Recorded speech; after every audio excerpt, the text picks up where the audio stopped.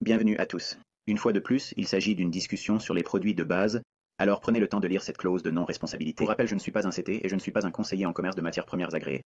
Tout ce qui a été mentionné ici doit être considéré à la lumière d'une transaction sur papier uniquement. D'accord, les amis. Juin de l'année, ICT Mentorship, concept de trading d'indices, leçon 4, la fourchette projetée et les objectifs.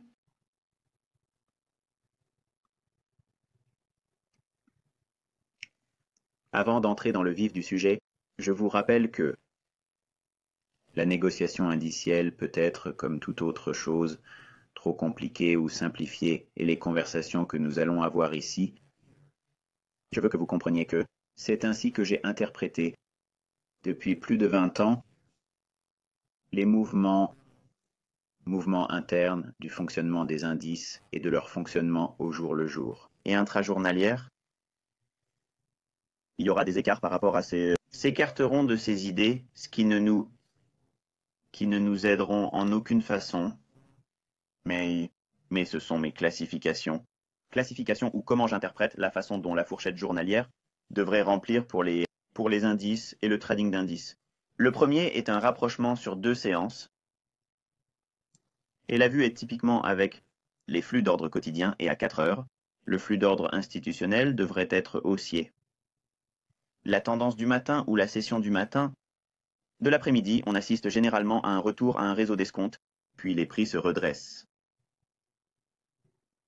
L'heure du déjeuner consolide avec des retracements peu profonds, et la tendance de l'après-midi court sur les points bas de l'heure du déjeuner, vendre les stops, haut, tombe dans un tableau de décote de la juste valeur, puis se redresse jusqu'à la clôture. Maintenant, un peu d'informations sur cette spécifique. La fourchette quotidienne pourrait en fait aller directement jusqu'à l'heure du déjeuner avec très peu de consolidation. Selon le catalyseur qui a fait grimper les prix, il pourrait s'agir d'une nouvelle économique très forte ou d'une nouvelle économique surprise. Économique ou d'une surprise qui a été publiée tôt dans la journée. Et alors que nous recherchons essentiellement un événement de type mouvement mesuré, première jambe de hausse le matin, consolidation dans la deuxième jambe d'une distance égale à celle de la session du matin, vue dans la session de l'après-midi. Ne vous laissez pas bercer par l'idée que si c'est une forte journée haussière, qu'il consolidera toujours pendant toute l'heure du déjeuner. Souvent, il peut simplement continuer à se négocier à la hausse pendant l'heure du déjeuner. Je vous donne juste une idée générale, une sorte de vue générique de la façon dont j'interprète l'action des prix, dont je la prévois, que l'on pense qu'il va se dérouler. Évidemment, rien n'est garanti, rien n'est gravé dans le marbre, mais dans l'ensemble, ces 8 façons de projection de la portée que je vais vous montrer dans cet enseignement vous conviendront très bien la plupart du temps. Ok, 2 sessions à la baisse. C'est le contraire de ce que nous venons de montrer. Le flux d'ordre institutionnel sera baissier sur le graphique journalier et ou de 4 heures. La tendance AM revient à un niveau de prime, puis baisse. L'heure du déjeuner consolide avec des retracements peu profonds. Et la tendance de l'après-midi exploite les sommets de l'heure du déjeuner pour les acheter, ou s'élève jusqu'à une fourchette de prime, de la juste valeur, puis décline jusqu'à la clôture. Comme nous venons de le dire à propos des jours de forte hausse, il se peut que l'heure du déjeuner ne soit pas entièrement consolidée. Il peut en fait se négocier tout au long de l'heure du déjeuner. Plus bas en fonction du stimulus qui a déclenché la journée. Il peut s'agir d'une très bonne nouvelle économique, attendue, et qu'elles aient déçu, que les chiffres aient été décevants, et il aurait pu s'agir d'une forte déception, de sorte que le marché va dévaloriser les niveaux actuels et simplement rapidement les prix à la baisse. L'impact de ce type de journée est évidemment le même que celui d'une journée de tendance. Il faut se concentrer sur les journées et les journées de 4 heures qui sont baissières, baissiers et à l'opposé de ceux qui sont à la hausse. Jusqu'à la séance, les jours de clôture à la hausse, il faut voir quand les cours du jour et des 4 heures sont institutionnellement haussières. Si nous sommes au milieu d'un moyen terme ou à long terme, sur la base de ce que nous verrions sur le graphique à plus haute résolution, c'est le scénario classique. Maintenant, lorsque nous commençons à nous approcher des cadres de temps plus élevés, 4 heures et quotidien, des réseaux opposés, dans ce cas-ci, nous chercherions une clôture à la baisse sur 2 séances ou 1 journée de baisse. Cette clôture à la baisse est très probable jusqu'à ce que nous arrivions à un cours de 4 heures ou à un cours quotidien ou hebdomadaire de 4 heures, journalier ou hebdomadaire. Ainsi, lorsqu'il commence à se négocier à ces niveaux, il est évident que la même chose est dite en termes opposés pour la clôture à la hausse de 2 séances. Si nous sommes au milieu d'une période de swing ou d'un retour intermédiaire, l'oscillation des prix n'est pas encore terminée et que nous n'avons pas négocié à la hausse dans une fourchette de primes quotidiennes de 4 heures, ce scénario devrait se dérouler pour un jour de clôture à la hausse sur 2 séances. Pour un jour de clôture à la baisse sur 2 séances, c'est le critère que nous recherchons tant que les tableaux de décote de 4 heures et ou quotidiens n'ont pas été négociés, n'ont pas fait l'objet de transactions. Il est donc très facile pour les prix d'évoluer à la baisse. OK, nous avons maintenant reprise le matin, renversement l'après-midi. Le flux d'ordres institutionnels est haussier. Et c'est ce que l'on observe sur le marché journalier et sur le marché à 4 heures. Mais c'est en dessous, par exemple, d'un tableau PD de 4 heures, par exemple. En d'autres termes, le prix a augmenté. Il n'a pas encore atteint l'achèvement d'un cycle haussier. Mais il est très proche de sa position actuelle. Il y a un tableau de primes de PD sur une période plus longue. Il peut être observé sur 4 heures ou sur une journée. Mais la séance du matin commencera par une haussière jusqu'à ce qu'elle atteigne le réseau de PD à prime supérieure, ce qui provoque le renversement du marché intrajournalier. La tendance de la matinée revient à un tableau de décote puis se redresse. L'heure du déjeuner consolide avec des retracements peu profonds. La tendance PM se poursuit à l'heure du déjeuner, puis s'inverse à la clôture où il atteint le plus haut intrajournalier, puis s'inverse à la clôture. Ainsi, il pourrait créer un sommet plus élevé dans la séance de l'après-midi que celui observé en intrajournalier, ou il pourrait tout simplement dépasser l'heure du déjeuner et s'inverser ensuite. En d'autres termes, il pourrait créer un sommet plus bas que celui formé lors de la séance du matin à New York. Il ne faut donc pas penser qu'il doit créer, comme le montre ce diagramme, un sommet plus élevé dans la séance de l'après-midi par rapport à la séance du matin. Il pourrait simplement s'agir d'un sommet plus élevé par rapport à ce qui a été observé pendant l'heure du déjeuner. Un échec sur la course vers le sommet de la séance du matin. Ensuite, la tendance de l'après-midi peut reprendre plus élevée si la séance du matin, tableau d'escompte, à partir duquel elle s'est redressée, équivaut à un tableau de décote plus élevé. Ainsi, nous pourrions le voir recapitaliser ce même niveau une fois qu'il aura baissé jusqu'à lui dans la session de l'après-midi. Ils peuvent recapitaliser ce et l'envoyer à la hausse. S'il n'y a pas de cadre temporel plus élevé, le d'escompte plus élevé, qui a vu le prix s'éloigner en AM, disons par exemple peut-être que c'était les 60 minutes, d'accord, ou un taux de réduction de 15 minutes qui a provoqué la reprise de la séance du matin. Alors évidemment, nous pourrions nous attendre à ce que le prix continue à baisser. Mais si cette séance du matin à New York, de New York s'avère être un taux d'actualisation de 4 heures, ou un journalier, ou hebdomadaire, ou disons un exemple de bloc d'ordre qui est haussier, à partir d'un cadre temporel plus élevé, s'il redescend dans la séance de l'après-midi, cela pourrait inverser leur entrée plus élevée et reprendre la hausse. Le filtre est le suivant. S'il ne s'agit pas d'un 4 heures ou un journalier, ou plus élevé que ce tableau d'escompte, il faut s'attendre à ce qu'il se négocie à travers et à ce qu'il baisse. OK, la baisse du matin, le renversement de l'après-midi, le flux d'ordre institutionnel va être baissier, mais il faut encore négocier. Vers le bas, dans un tableau de décote PD, sur une échelle de temps plus élevée. Les prix sont donc supérieurs à un tableau de décote sur un horizon temporel plus élevé, à partir de 4 heures ou d'une base journalière, voire plus. La tendance AM revient à un tableau premium, puis décline. L'heure du déjeuner consolide avec des retracements peu profonds. La tendance PM atteint les plus bas de l'heure du déjeuner, puis s'inverse à la clôture, ou atteint les plus bas intrajournaliers, puis s'inverse à la clôture. Donc, encore une fois, comme nous venons de le dire, avec le rallye du matin, retournement de l'après-midi, ce jour, nous pouvons voir Les creux de l'heure du déjeuner peuvent être violés ou négociés à la baisse et se dégager du stop de vente. Pour tout creux à court terme qui a été créé pendant l'heure du déjeuner et qui s'est ensuite redressé au cours de la séance de l'après-midi.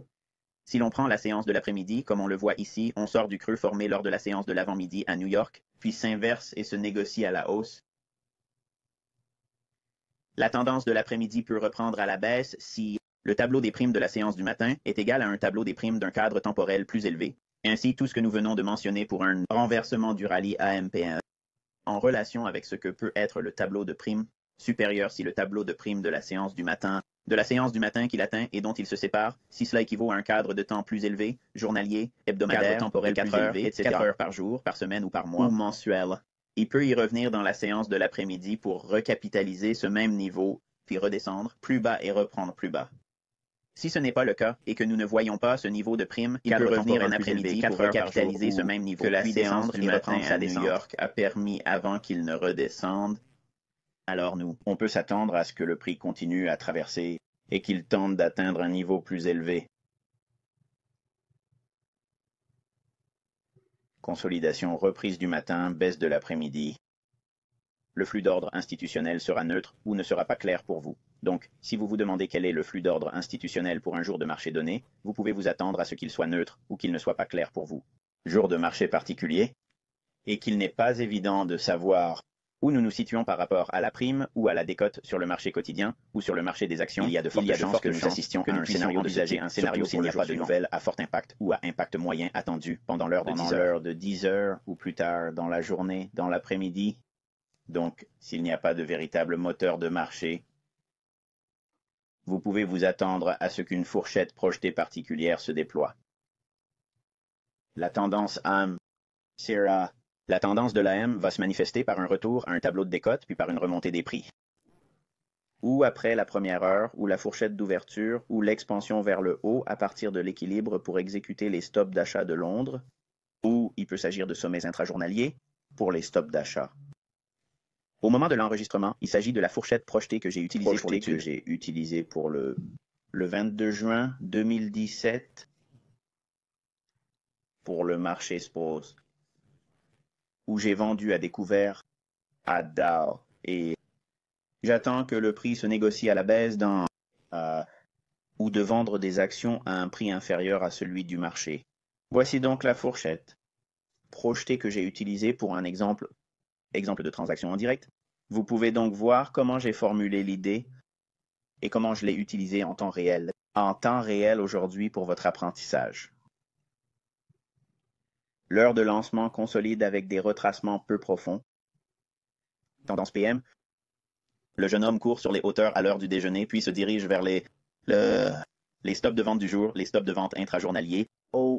Il atteint le sommet intrajournalier, puis atteint les stops de vente intrajournaliers ou de Londres.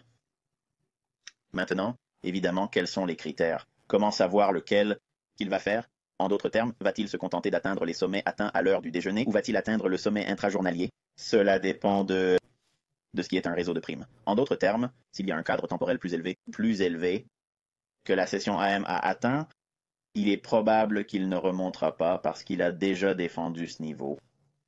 Et il se peut qu'il veuille simplement atteindre les sommets de l'heure du déjeuner. Maintenant, si la séance du matin n'a pas été négociée à la hausse dans un tableau de primes à échéance plus élevée, comme un graphique horaire ou de 4 heures, de l'heure ou un graphique de 4 heures, l'après-midi pourrait atteindre le sommet intrajournalier, puis s'inverser. La tendance PM peut simplement se consolider jusqu'à la clôture, après l'heure du déjeuner également. Il peut donc y avoir un mouvement dans la matinée, puis une perte de vitesse et un mouvement latéral le reste de la journée jusqu'au déjeuner jusqu'au déjeuner et à la clôture. Consolidation baisse du matin, reprise de l'après-midi. C'est exactement le contraire de ce que nous venons de voir. Le flux d'ordre institutionnel sera encore une fois neutre ou incertain pour vous. La tendance du matin verra le prix revenir à un niveau supérieur, puis baisse. Après la première heure de négociation ou la fourchette d'ouverture, le prix s'étend plus bas par rapport à l'équilibre afin d'exécuter les stops de vente de Londres. L'heure du déjeuner sera marquée par une consolidation avec des retracements peu profonds. La tendance de l'après-midi verra le prix courir vers les plus bas de l'heure du déjeuner, puis atteindre les stops d'achat du jour. Court jusqu'au plus bas intrajournalier, puis atteint les intraday ou à Londres. Encore une fois, comme je l'ai mentionné dans la diapositive précédente, quel scénario rechercheriez-vous pour la tendance de l'après-midi? Si le plus bas de la séance du matin se négocie à la baisse sur une échelle de temps plus élevée, alors la séance de New York ne cherchera qu'à écouler le creux du déjeuner de Londres. Si le creux de la séance du matin basse, dans ce cas, ne se négocie pas à la baisse, dans un tableau d'escompte plus élevé, alors la séance de l'après-midi session de New York PM cherchera à épuiser le bas intrajournalier, puis se redresser. La tendance PM peut simplement se consolider jusqu'à la clôture après l'heure du déjeuner, comme nous l'avons dit dans la diapositive précédente pour la consolidation, le rallye AM matin, le rallye PM et le rallye PM. Maintenant, lorsque nous regardons ce jour en particulier, quand le marché n'est pas prédisposé à évoluer à la hausse avec une tendance ou à la baisse avec une tendance, c'est le scénario classique où vous voyez ce va-et-vient. C'est ce que l'on observe souvent dans les opérations sur indice, ce qui est très frustrant si vous ne comprenez pas les mécanismes sous-jacents. Lorsqu'il y a un fort biais directionnel derrière le marché ou les principes sous-jacents du marché suggèrent des prix plus élevés ou plus bas, ne recherchez pas ce scénario particulier. Il ne s'agit pas de chercher et de détruire, il s'agit simplement d'une consolidation. Maintenant, dans la masse salariale non agricole, il y a des conditions de recherche et de destruction, mais en général, ce type de journée se réalise s'il y a un manque de tendance et d'absence de nouvelles. Donc, comme vous pouvez le voir, il n'y a que 8 fourchettes projetées que j'utilise pour le S&P, et cela rend très simple d'anticiper ce que je devrais voir sur les sessions respectives, la session du matin et la séance de PM de l'après-midi. Évidemment, l'heure du déjeuner est la même. C'est la même chose pour tous. Consolidation avec des retracements peu profonds. Le seul moment où les heures de déjeuner, c'est à ce moment-là que l'on observe les jours de tendance. Les jours de clôture à la hausse ou à la baisse sur 2 séances, parce que le déjeuner peut être actif pendant ces jours-là, mais ce sera toujours par rapport à ce qui a été considéré comme ce qui a été perçu comme un catalyseur qui a fait monter ou baisser les prix pendant ces jours prospectifs. J'espère que cela vous a permis de mieux comprendre comment j'interprète les fourchettes projetées et comment nous pouvons rechercher des objectifs dans l'action des prix en utilisant des stops, car c'est ce que nous comprenons que les indices recherchent. Ils recherchent des stops et sur un cadre temporel plus élevé, ils peuvent suivre une tendance. Mais sur une base intrajournalière, vous devez comprendre que tout dépend de la liquidité et de l'emplacement des stops.